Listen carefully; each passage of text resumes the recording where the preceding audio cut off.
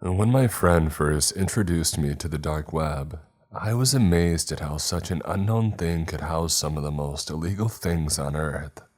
Up until today, I had only used it for learning how to code and commit small crimes. But after the horrifying videos I just found, I don't think I'll ever use the dark web again. I first met my best friend Alex a little bit after I got into high school. My parents had moved us to a new town and I had no friends. It was lonely at first, but I got used to it. We moved because they were paranoid about many murders that occurred in our town. I thought this was weird and moving across the country over that, but I let it go. The reason that Alex and I became friends so quickly was because we both had a shared interest in the internet and everything that it had to offer. I was a gaming addict and a Tier 3 Pokemon subscriber, while he was more of a coder and developer. 2 years later, we were still best friends, but now we were much older and smarter. Alex had discovered the dark web and he was obsessed with it. He pretty much spent every hour of the day on it, searching through anything that you can imagine. There was nothing wrong with this, but one search he made was the biggest mistake of his entire life. I remember waking up to dozens of text messages from him one morning. This wasn't normal. Alex wasn't a very social person and it was very hard to get words out of him. I opened my phone to see what he had messaged me. "Dude, Jack, you have to come over right now, this is important. Jack, please wake up, this is urgent. Where are you?" These were only some of the messages, but the rest were very similar, with them all being urgent and that I needed to go to his house immediately. My parents were both at work still, so I went over to Alex's house. When I arrived, there were 4 cop cars parked in front of his house, and there were dozens of people in news vans standing out front. I made my way through the crowd and Alex's mother told the police to let me inside. I could see tears rolling down her cheeks as she opened the door. "What's going on, Mrs. Gonzalez?" I asked. "Alex is missing," she said as she started crying. My heart sank. How could this happen? He had texted me earlier that morning. And that was when it hit me. What if he was trying to warn me? What if his messages were related to his disappearance? Still in shock, I walked up to one of the detectives in the kitchen.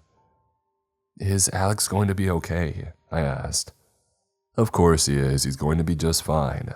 We're going to find him very soon," one of the detectives responded. Something about that response was off. It was like I knew that he was wrong. Deep down, I had this slight feeling that I wasn't going to see him ever again. I remembered the text messages, however, and I pulled out my phone to show it to the detective. "He texted me this morning. What if this has something to do with him going missing?" I said swiftly. As he began reading them, his expression quickly changed. It was like it got worse. He told me that they needed to keep my phone for now to investigate the text messages, and said that they would give it back to me later. I stayed around the house for a while, not just because I missed Alex, but because I wanted to comfort his parents. They cared about me a lot, and it hurt to see them like that. His mother couldn't stop crying. Eventually, however, I went into Alex's room to see if I could find anything that might give a clue about why he went missing. I searched through everything, but I found nothing. But then I noticed something. Alex's computer was on, but his monitor was turned off. I looked for the button to turn it on and I hit it. As the screen lit up, my heart sank. He was on the dark web. Obviously, this was normal, but for some reason he had dozens of different tabs opened. I knew this part wasn't normal, so I closed the door and locked it, and I began going through them. At first, it was all pretty usual for him, but then things started to get weird. He had a tab open that was an article about a murder that had happened several years ago. The article said that it was a woman who was found dead in her apartment. Her body was cut up and covered in acid. I nearly threw up reading it and seeing the horrifying pictures of the crime scene. Not wanting to see any of it anymore, I switched the tab just to reveal another article about another murder. Confused, I quickly went through the rest of the tabs that he had open, and they were all the same thing. They were all about some type of murder or crime. The one that stuck out to me the most, however, was one about a murder that had happened 2 years ago. At first, it seemed pretty normal, but as I read further, I realized what it was. It was about the murder of our neighbor that prompted us to move away. Confusion quickly swept over me. How did Alex know about this? I never told him about it because to me, it wasn't that important. I figured that it must have just been a strange coincidence. But then I saw the last search that he had made on his computer. It was my last name. Horrified and confused, I quickly stumbled out of his room and back to the living room. "Is everything all right?" Alex's mother said, sniffling away her tears. "Yeah, I just gotta be home for dinner," I responded. On the way home, so many questions and thoughts filled my mind. Why was he looking up my last name? Did he think that I had something to do with this? That must have been why he was texting me so frantically that morning. If only I could just explain to him that I didn't do anything wrong, but I couldn't. He was still missing and I had to find out why. When I got home, I raced to my room and slammed the bedroom door shut and got on my computer. I loaded up my Tor browser and turned my VPN on. I knew what I had to do. I began typing in the letters of my last name, becoming more nervous with every letter. When I finally hit enter, nothing happened. It was just a blank screen. Confused, I refreshed the page, but once again there was nothing. But why did Alex search this if there was nothing? I thought to myself. There must be something out there. I was getting ready to close the tab, thinking that I had ran into a dead end when suddenly, the page began to load. It took several minutes, but finally it loaded to reveal hundreds of videos. Immediately I knew what they were. They were murders, but why did they show up when you searched my last name?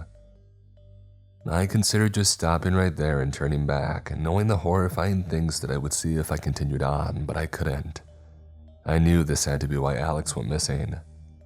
So I clicked on the first video.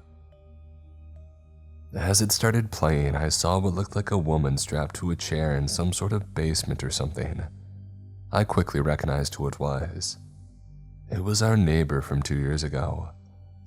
I could tell because she had the same heart-shaped tattoo on her neck. She sat there for a minute, struggling and panicking and screaming for someone to help. However, suddenly, 2 figures walked into frame.